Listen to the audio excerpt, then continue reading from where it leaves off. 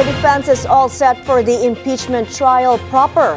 Nagbabalik si Isaiah Mirafuentes live mula sa Batasang Pambansa. Isaiah, ano ang latest pronouncement mula sa prosecution team? May doon nga sa Senado, nagpapatuloy ngayon ay 3 araw ng pre-trial conference para sa papalapit na impeachment trial laban kay Vice President Sara Duterte. Kahapon mainilatag sa atin ng prosekusyon ang mga posibleng trial dates, mga dami ng ebidensya at dami ng mga testigo. Ayon kay House Prosecutor at Bicol Saro Representative Terry Ridon, handang-handa na silang humarap sa trial simula pa noong nakaraang taon dahil anya, halos iisa lang ang mga ebidensya sa impeachment case ni VP Sara last year.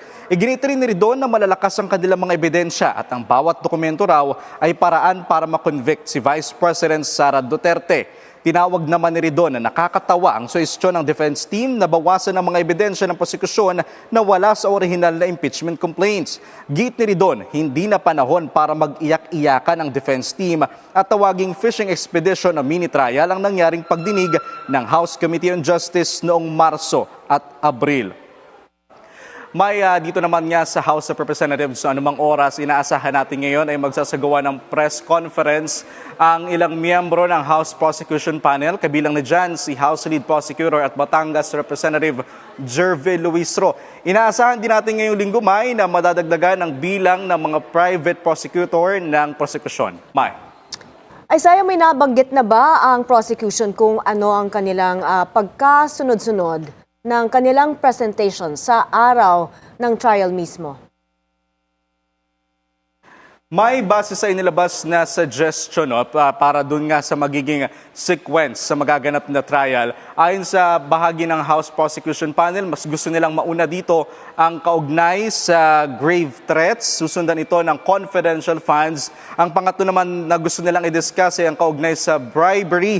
At ang pinakahuli raw ay ang unexplained wealth. Ayon sa prosecution, may gusto nilang unahin yung grave threats dahil nga ito yung bahagi ng impeachment case laban sa Vice na mas madaling ang maintindihan daw ng publiko dahil nga hayagan na nakita ng publiko yung video na sinabi nga ni VP Sara na gusto niya o nag-hire siya ng isang tao para patayin ang presidente at ang former House Speaker. May.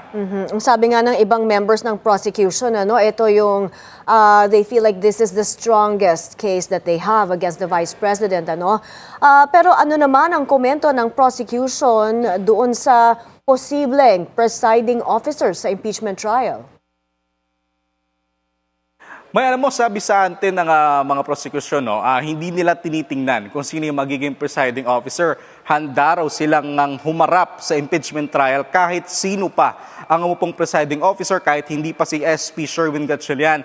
Dahil para sa kanila, May, hindi naman siya ang magkukonvict o hindi lang siya ang magkukonvict sa Vice Presidente, kundi daw mismo ang mga ebidensya ang magtutulak sa mga senador para makonvict si VP Sara.